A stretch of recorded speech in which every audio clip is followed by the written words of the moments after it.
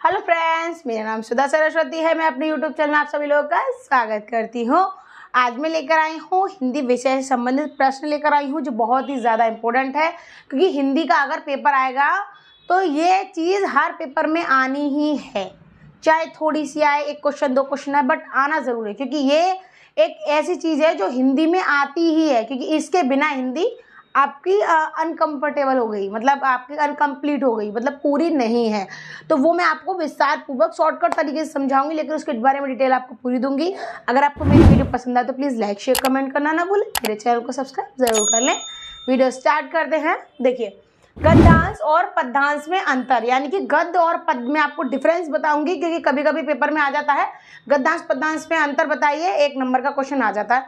तो आप सरल भाषा में 1-2 चीज़ लिख सकते हैं, मैं आपको बता देती हूँ। देखिए, इधर साइड में गद्य है, इधर है पद, उनकी डेफिनेशंस की लिखी हुई है, मतलब उसके बारे में जनक कौन है तो वो मैं आपको बताऊंगी। देखिए, गद्यांश, सबसे पहला पॉइंट देखें गद्यांश में कि गद्य के जनक भारतेंदु जी हैं, यानी गद्य के जो जनक है, आप जनक को पिता कह सकते हैं, ठीक है।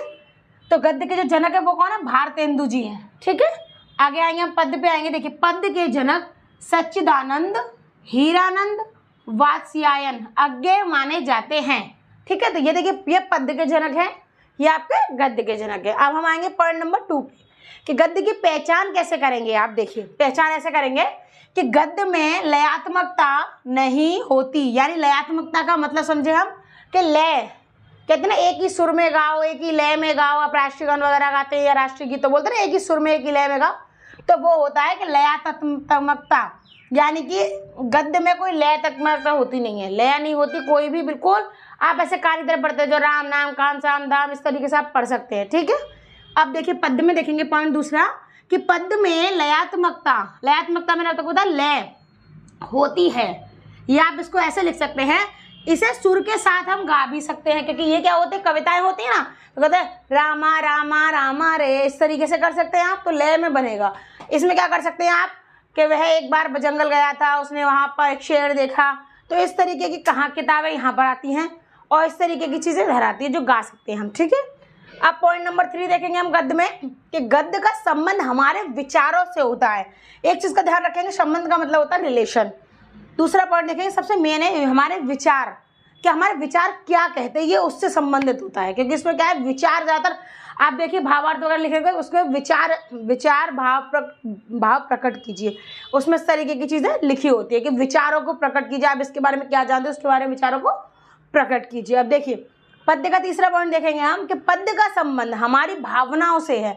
देखिए, एक चीज देखिए, आप कोई कविता या कोई आपको कोई थॉट्स ऐसी चीजें हो जाती है, तो उसमें क्या होता है कि आपकी भावना मतलब आपकी क्या भावना है इसके बारे में, कभी लिखा होता है कोई कविता लिखी है उसके नीचे लगा अपना भावना स्पष्ट कीजिए, ठीक है। तो ये इसका संबंध होता है भावनाओं से, इसका होता है विचारों से।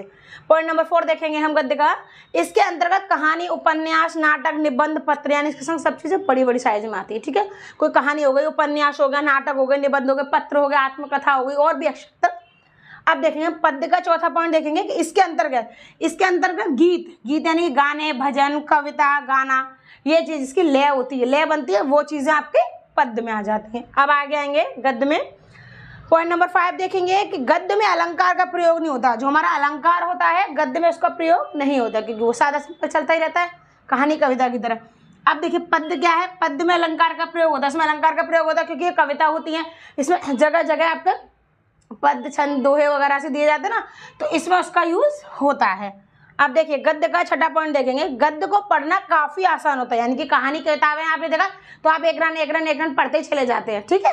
अब यहाँ देखेंगे पद्य को कि पद्य गद्य की तुलना में पढ़ने में मुश्किल होते हैं, क्योंकि इसमें दोहे घुमा घुमा के दिए जाते हैं, जैसे गुरु गोविंद दोऊ खड़े काकी लागो पाए, ठीक है। तो इस तरीके से आप, तो इसको हम मुश्किल में पढ़ सकते हैं और इसको सरल भाषा में पढ़ सकते हैं। देखिए, ये आपके गद्यांश और पद्यांश में अंतर है, सिंपल पॉइंट्स हैं आपके, कोई आपको ज्यादा कुछ नहीं करना है। आपको इनके जनक याद रखने हैं, लयात्मकता याद रखनी है कि हमारे विचारों से संबंधित, कहानी, उपन्यास, अलंकार नहीं होता और आपका पढ़ना आसान होता। तो ये एक पॉइंट में आप लिख देंगे और दूसरे पॉइंट में हम इसको लिख देंगे, तो हो गया एक अंतर, यानी कि आपका 1 नंबर पक्का है। अगर आपको मेरी वीडियो पसंद आए तो प्लीज लाइक शेयर कमेंट करना ना भूलें, मेरे चैनल को सब्सक्राइब जरूर कर लें। धन्यवाद।